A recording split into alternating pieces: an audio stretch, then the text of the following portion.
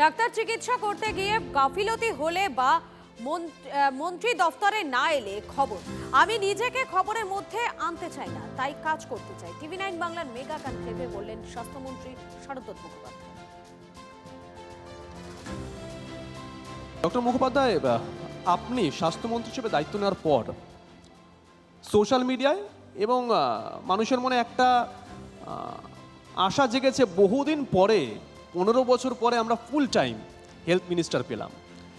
মানুষের এই আশা স্বাস্থ্য ব্যবস্থা ঢেলে সাজাচ্ছেন কিভাবে? 100 দিনের রাজ যেটা, আর স্বাস্থ্যমন্ত্রীর কাজ আর একটা। তো রাজ তো কাজের জন্যই রাজ, তো আমি সেটুকু কর্তব্য পালন করছি। আমি কখনো মনে করি না যে ডাক্তার চিকিৎসা করছে, মন্ত্রী তার কাজ করছে, এগুলো খবর না। ডাক্তার চিকিৎসা করতে গিয়ে গাফিলতি করলো বা মন্ত্রী তার দফতরে এলেনই না, সেটাই খবর। আমি নিজেকে খবরের মধ্যে আনতে চাই না, তাই কাজটুকু করছি। কোনো পরিকল্পনা? বিরাট পরিকল্পনাই তো আমার। একটু যদি শেয়ার করেন। 100 দিন ধরে যেগুলো দেখলেন, প্রথম হচ্ছে ভারতবর্ষ এবং বিশ্বের সর্ববৃহৎ জনকল্যাণ স্বাস্থ্য সুরক্ষা যোজনা আয়ুষ্মান ভারত, তার সঙ্গে মুখ্যমন্ত্রী স্বাস্থ্য বিমা যোজনা, এই দুটোর চালু করা, বাস্তবায়ন করা কম কথা নয়। তার সঙ্গে কতগুলো নতুন জিনিস করেছে, যেমন ভ্রাম্যমাণ medical units.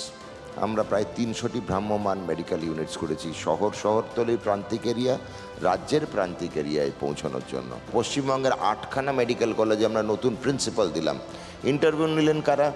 এইমসের principal and director, দিল্লির এইমস কল্যাণীর ডিরেক্টর, এইমস ঋষিকেশের ডিরেক্টর, আমাদের কিছু প্রাক্তন, মানে বেশ প্রাক্তন, 10 বছর আগে যারা রিটায়ার করেছেন, ডাইরেক্টর অফ মেডিকেল এডুকেশন। কোনো চেনা নাম ছিল না, কোনো চেনা মুখ ছিল না। ফোন করবে কাকে বলবে বানিয়ে দিন আমাকে প্রিন্সিপাল। তো স্বচ্ছতার সঙ্গে এবার অধ্যক্ষের অ্যাপয়েন্টমেন্ট হলো। এরপরে ট্রান্সফার, প্রচুর ট্রান্সফার হয়ে গেছে এর মধ্যে। এখনও কিন্তু একটাও ট্রান্সফার নিয়ে কেউ একটাও আঙুল তুলতে পারেনি।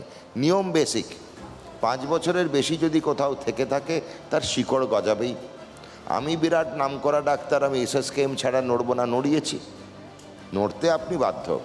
এই রোগটা কিভাবে আটকাবেন, রেফার রোগটা? রিসেন্টলি দেখবেন যে খুব কমেছে এই জিনিসটা। একটা হচ্ছে জিরো রিফিউজাল, যেটা আমরা পলিসি নিয়েছি। হাসপাতালে দেখবেন গিয়ে বেড পাচ্ছেন না বা ভর্তি হচ্ছেন, এখন অনেক কমেছে।